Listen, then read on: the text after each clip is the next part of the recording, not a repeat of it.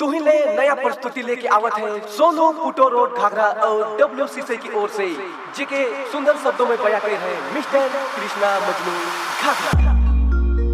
के कई दिना तोई तो पूनम दूर से दूर रह मेरे मने मने तोई तो पूनम कुहे के रह मेरे आहा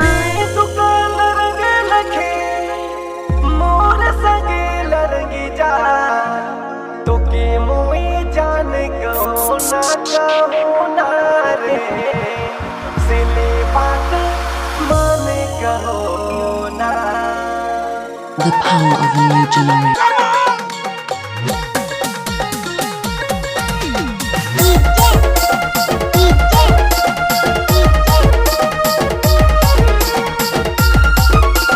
DABLU Mobile